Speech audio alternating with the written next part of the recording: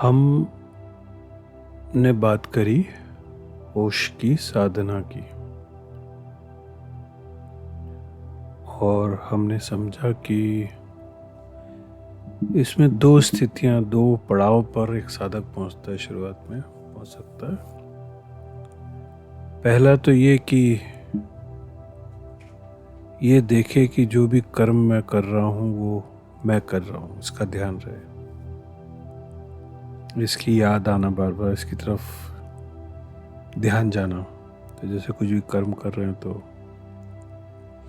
मैं कर रहा हूँ। तो धीरे धीरे ये साधना लंबी करनी होती है, इस साधना को करना होता है। तो ये एक पड़ाव है, यहाँ पे रुका जा सकता है। अक्सर कई बार इससे आगे जाने का समझ नहीं आता कि इसके बाद क्या करें।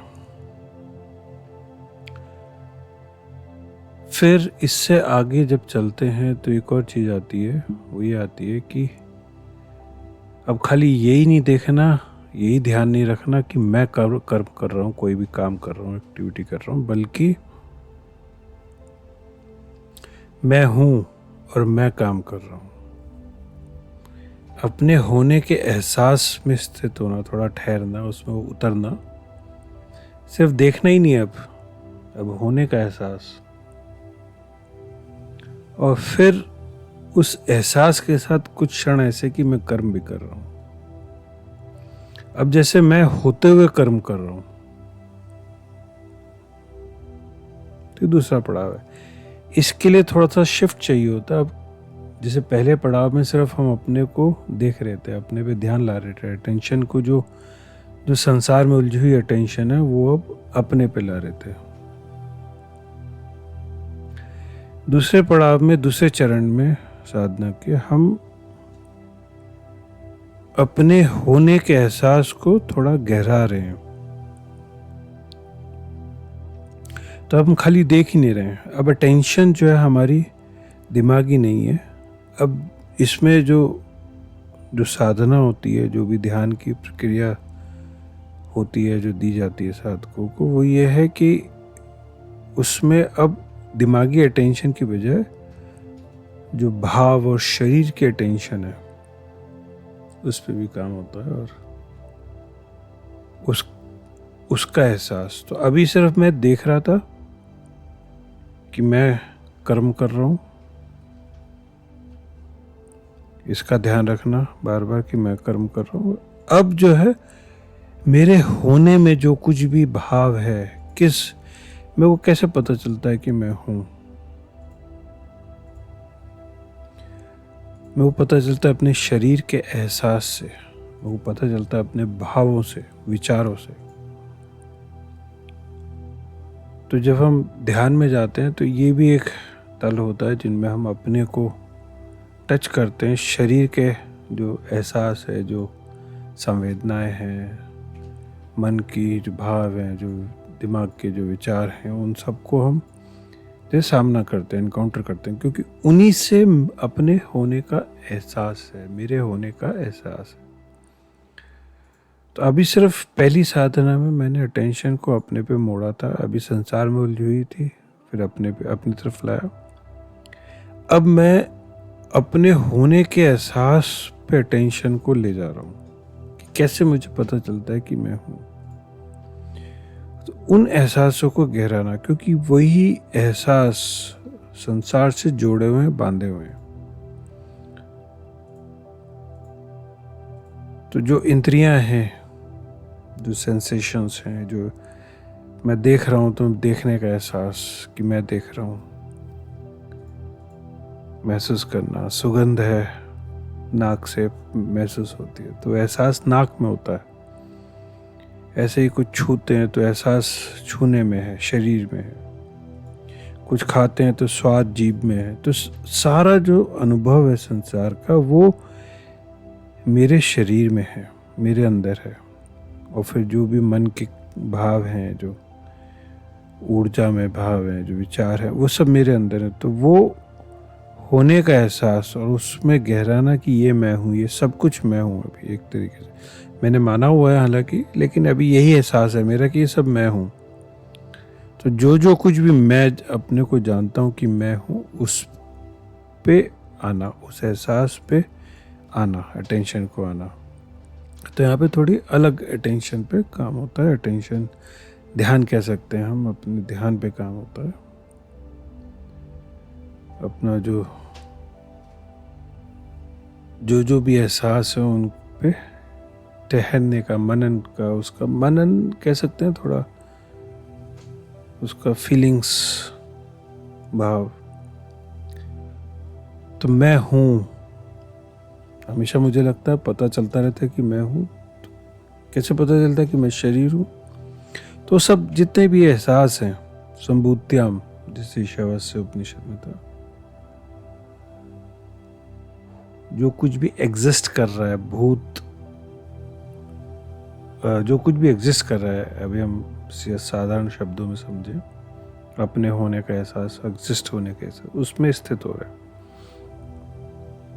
तो यहाँ खाली दिमागी अटेंशन से, ध्यान से काम नहीं चलता। यहाँ जैसे अपने में उतरना होता है, अपने होने के एहसास में उतरना होता है।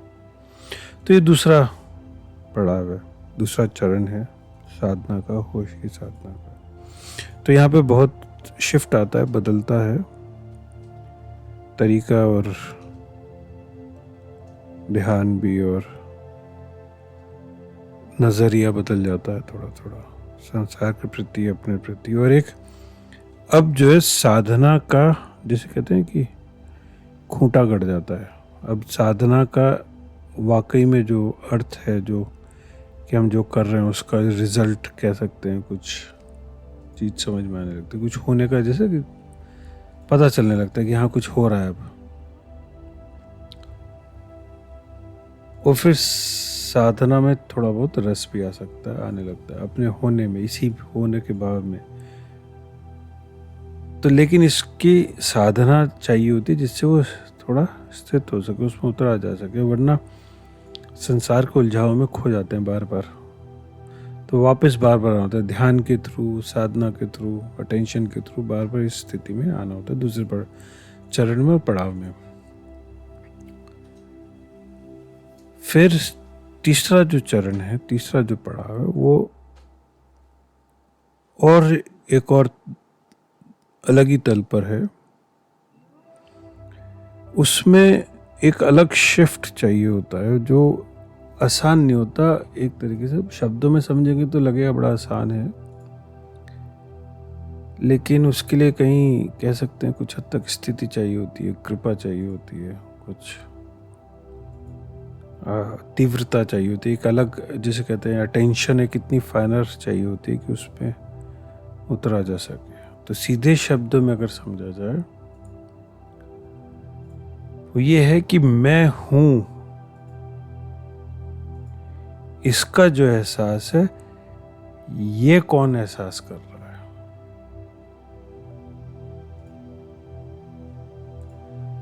मैं देख रहा हूं अपने आप को, तो जो मैं अपने आप को देख रहा हूं, तो इसको कौन देख रहा है?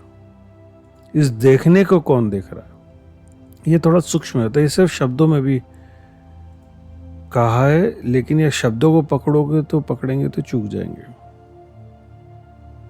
क्योंकि ये फिर इनफाइनाइट लूप बन सकता है अगर शब्दों से समझेंगे तो खाली। क्योंकि फिर ये होगा कि उसको कौन देख रहा है, फिर उसको कौन देख रहा है, ऐसे वो इनफाइनाइट लूप बन सकता है, जो कि फंसने की दिशा है, जिसमें गड़बड़ हो जाती है, गड़बड़ हो सकती है। जो दिमागी है, दिमाग से अगर कोई सिर्फ साधना कर रहा है तो वो यहाँ अटक जाएगा, फंस जाएगा, क्योंकि इसका कोई अंत ही नहीं है। मैं अपने को देख रहा हूँ, फिर इस देखने को कौन देख रहा है, जान रहा है कि मैं देख रहा हूँ, फिर उस जानने को कौन जान रहा है। तो ऐसे इनफाइनाइट हो सकता है, बट ये इसलिए है क्योंकि अभी मैं सिर्फ दिमाग से साधना कर रहा हूँ। लेकिन अगर किसी ने दूसरा चरण में गहरे उतरा है, थोड़ा सा मैं के एहसास को समझा है, होने के एहसास को समझा है, तब ये भटकाव शायद ना हो, क्योंकि तब जो खोज है, जो तीसरा चरण है, वो ये नहीं देखना होता है कि ये इस देखने को कौन देख रहा है। उसमें जो शिफ्ट आता है, अगर हम शब्दों से समझें सिर्फ अभी, और वही कर सकते हैं क्योंकि एग्जिस्टेंशियल अनुभव तो जब उसमें जाएंगे तब समझ में आएगा, वो ये है कि मैं जो कुछ भी हूं, अभी तक मैं देख रहा था और फिर मैं साधना करके अपने को मैंने जाना, अपने को देखा, अपने होने को, एहसास को देखा। लेकिन जब मैं ये देखने की कोशिश करता हूं, उस पर उतरने की कोशिश करता हूं कि इस एहसास को कौन जान रहा है,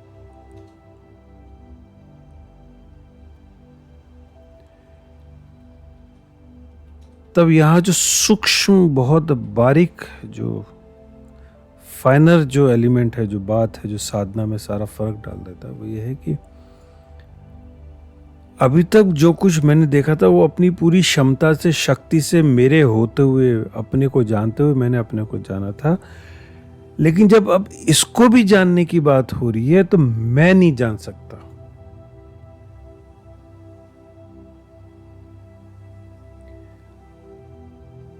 क्योंकि अगर मैं फिर अपने को जानने की अपने से ही कोशिश करूंगा तो उसका कोई अंत नहीं है। वो अहंकार ही अहंकार को जानने की कोशिश कर रहा है, जो कि इनफाइनाइट लूप में फंस सकता है। वहां पे साधक कहेगा ये सब तो अजीब सा हो गया, ड्रॉप कर देगा।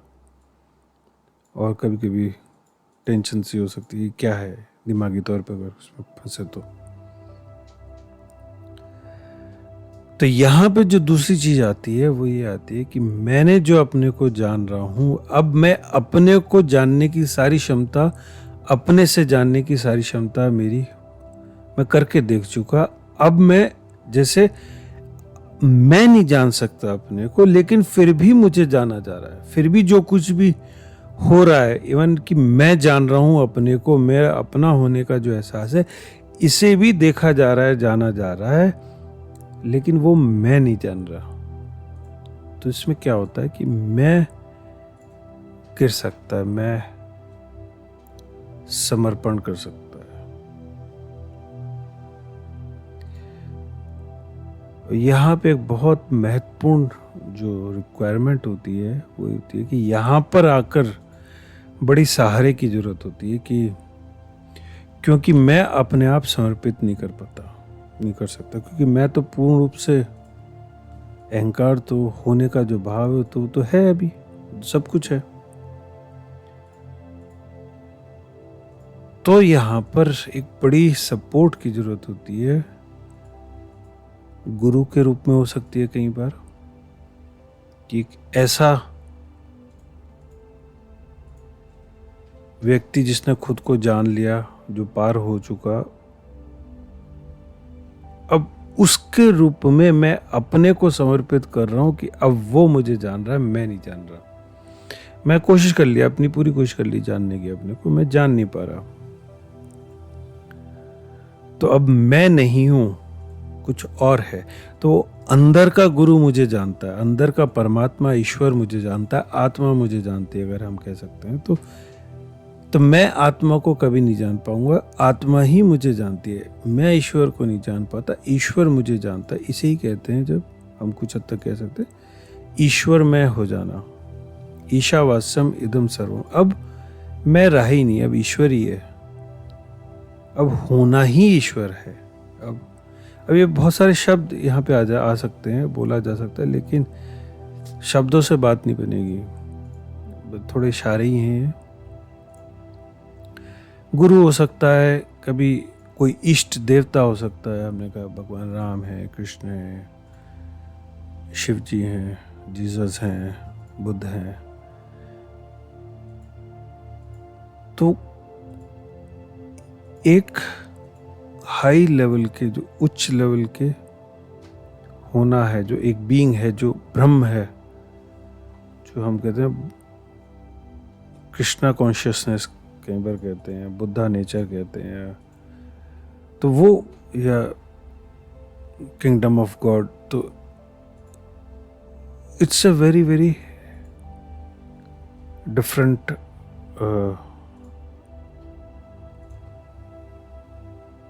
और यहाँ पर हम साधना भी नहीं कहेंगे, यहाँ पे बहुत शिफ्ट है।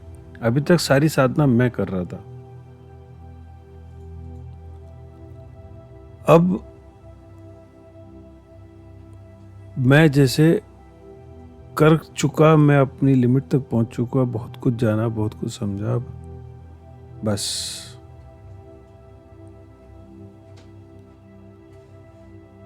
अब मेरे जानने में नहीं होगा कुछ भी। और यहीं पर फिर वो अल्टीमेट जिसे हम कहते हैं वैराग्य, असली वैराग्य यहाँ पर आता है कि मैं जब तक मैं हूं तब तक मैं नहीं जान सकता, जब मैं नहीं रहूंगा तब मुझे जाना जा सकता, तब साक्षात्कार घट सकता है। इसीलिए अक्सर जैसे भक्ति में कहा जाता है, मैं हूं तो परमात्मा नहीं है, परमात्मा है तो मैं नहीं हूं। तो मैं नहीं हूं मतलब यहाँ पे वो स्थिति आती है कि जब मैं अपने को भी छोड़ने के लिए तैयार हो सकता हूँ, हो जाता हूँ कि जो कुछ भी मैं होने का भी जो भाव था वो भी अब छूट गया, छूट सकता है, छूटे। और फिर सिर्फ होश, चैतन्य। तो ये बड़ा सटल है, यहाँ पे बहुत बहुत मुश्किल है। ये जन्म बहुत गहरी साधना भी नहीं कहेंगे, ग्रेस है, कृपा है। और यहां पे आकर वो साधना शुरू होती है वैराग्य की। मूल रूप से यहाँ पे बहुत सारी चीजें घट सकती हैं, घटती हैं कई बार, और बहुत डायरेक्शन अलग हो जाती है कि अब जो है, अब मुझे परमात्मा को पाने की साधना नहीं करनी, अब साक्षात्कार की साधना नहीं करनी। एक तरीके से अब मुझे ये समझ में आ जाता है, दिख जाता है, पता चल जाता है कि मैं हूं तो परमात्मा नहीं, और परमात्मा है तो मैं नहीं हूं। तो लेकिन मैं हूं, अभी भी ये शरीर है, सब कुछ है। तो अभी मोक्ष नहीं मिला, अभी पूरे संस्कार हैं, अभी सब कुछ अपने अंदर है, सारा संसार का जमावड़ा अपने अंदर है अभी। इसके बाद, इस साक्षात्कार के बाद, इस समझ के बाद फिर साधना शुरू होती है छूटने की। अभी दिख गया, अब बेड़ियां ढंग से दिख गई, अब समझ में आ गया मुक्ति क्या है, बंधन क्या है थोड़ा सा। लेकिन उस मुक्ति में ठहरा नहीं जा सकता, जाता भी। क्यों? क्योंकि बेड़ियां पड़ी हुई हैं, संसार के गहरे संस्कार हैं। फिर साधना शुरू होती है एक और तल की, इन बेड़ियों से छूटने की। वो फिर लंबी साधना है, कई जन्मों की साधना, क्योंकि बड़े गहरे संस्कार हैं, बड़ी गहरी बेड़ियां हैं, बड़ी पक्की बेड़ियां हैं। उन बेड़ियों की वजह से ही शरीर का एहसास है, उन बेड़ियों की वजह से ही सारे एहसास है, और बहुत तरह के। और इस सब के बावजूद ये दिखता है कि अभी भी मैं गुस्सा आ रहा है, अभी भी मेरे को रिएक्शंस आ रहे हैं। इस तीसरे पड़ाव के बावजूद ये सब रहता है, क्योंकि अभी वो अंदर का खाली नहीं हुआ। अभी सिर्फ कुछ जाना है, कुछ समझा है, लेकिन अभी फ्रीडम नहीं आई। तो ये एक स्थिति है। कईयों के साथ ये हो सकता है कि इतनी तीव्रता से देख लिया कि वो फ्रीडम भी आ गई, वो छोड़ ही दिया कि झटके में। तो यहाँ पे बहुत सारी संभावनाएं हो सकती हैं। तो इस पे आगे ज़्यादा बात नहीं करेंगे, नहीं तो फिर वो बातें बन के रहती हैं, कन्फ्यूजन से रहते हैं, कई बार डर आ जाते हैं, कई बार लगता है पता नहीं क्या बातें हो रही हैं यहाँ पर। तो यही समझेंगे कि तीसरा चरण थोड़ा समर्पण का चरण होता, कह सकते हैं यहाँ पे, और एक अलग लेवल की कॉन्शियसनेस, होश। और इसके बाद फिर एक और साधना शुरू होती है। तो कोशिश करें, गहरे उतरें, जाने होश की साधना को, और होश की साधना के साथ ध्यान भी करेंगे, ध्यान में भी उतरेंगे तो वो सहायक होगा, क्योंकि वरना वो मेंटल, दिमागी साधना रह जाती है। आज हम यहीं इतनी बात करेंगे।